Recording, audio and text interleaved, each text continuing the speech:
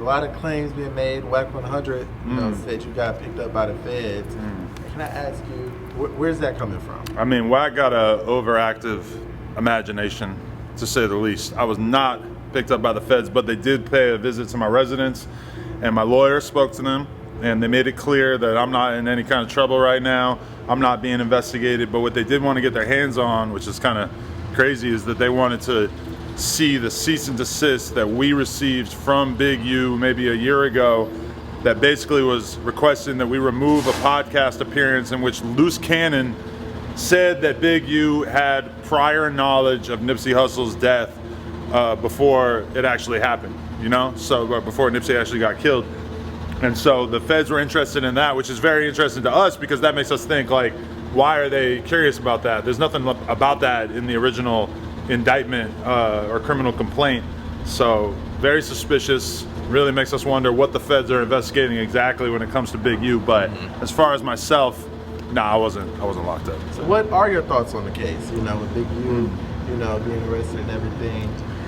I mean, to be real with you, like, whatever's going on with Big U don't got nothing to do with me.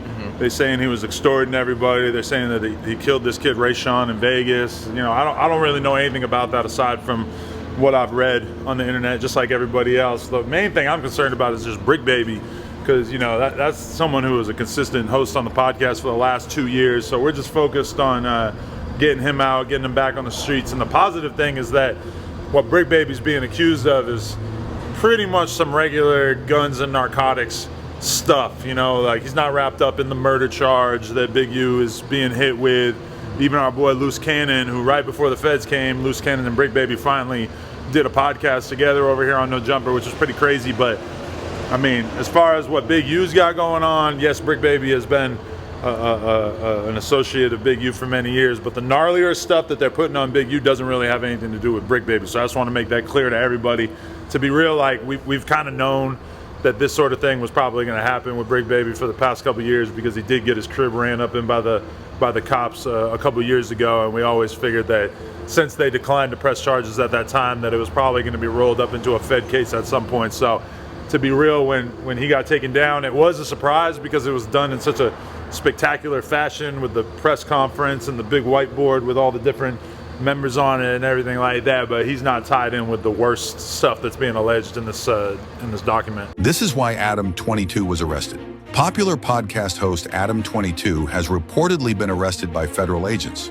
Reports say he was taken into custody just 1 day after feds visited his home.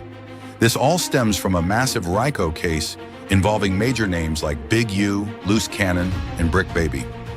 Adam's No Jumper podcast was allegedly mentioned in the indictment, raising serious questions about his possible connection to the case. What is done in the dark will come soon to the light. Tell these subscribe to the Prophet channel.